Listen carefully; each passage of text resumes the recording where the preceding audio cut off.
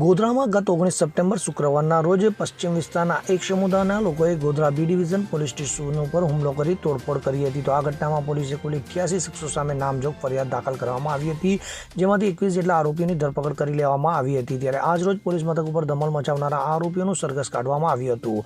સમગ્ર માહિતી અનુસાર નવરાત્રિના તહેવારને ધ્યાનમાં રાખીને પોલીસે એક સોશિયલ મીડિયા ઇન્ફ્લુએન્સરને પોલીસ સ્ટેશનમાં બોલાવ્યો હતો. તો આ ઇન્ફ્લુએન્સરને વિનંતી કરવામાં આવી હતી કે તે કોઈપણ પ્રકારની વિવાદાસ્પદ પોસ્ટ સોશિયલ મીડિયા પર ન મૂકે, જેથી શાંતિ જળવાઈ રહે. ત્યારે ઇન્ફ્લુએન્સર દ્વારા આ અગાઉ કોઈ ધાર્મિક પોસ્ટર સાથે વિડીયો બનાવવામાં આવ્યો હતો, જેના કારણે કેટલાક લોકોમાં એવી ગેરસમજ ફેલાઈ કે પોલીસે તેને આ જ કારણોસર બોલાવી રહી છે. તો આ ગેરસમજને કારણે મોટી સંખ્યામાં લોકોનું ટોળું પોલીસ સ્ટેશન પાસે એકત્ર થઈ ગયું હતું. તો પરિસ્થિતિને વણસતા ટોળાએ પોલીસ ચોકી નંબર 4 પાસે તોડફોડ કરી અને પથ્થરમારો પણ કર્યો હતો. તો આ ટોળાને વિખેરવા માટે પોલીસે લાઠીચાર્જ કરવો પડ્યો હતો, જેમાં કેટલાક પોલીસ કર્મીઓને સામાન્ય ઈજાઓ પણ પહોંચી હતી. તો હુમલાખોરોએ પોલીસ સ્ટેશનમાં રહેલી ખુરશીઓ અને અન્ય સામાન બહાર ગટરમાં ફેંકી દીધો હતો. તો આ ઘટના બાદ પંચમહાલ જિલ્લા પોલીસે સક્રિય થઈ અને રાત્રિ દરમિયાન જ ઓપરેશન હાથ ધરીને 21 શખ્સોને ઝડપી પાડ્યા હતા. ત્યારે આજ રોજ શહેરીજનોને નવરાત્રી દરમિયાન સુરક્ષાનો અહેસાસ થાય એવા હેતુથી ચુસ્ત પોલીસ બંદોબસ્ત વચ્ચે આ આરોપીઓનું સરઘસ કાઢવામાં આવ્યું હતું.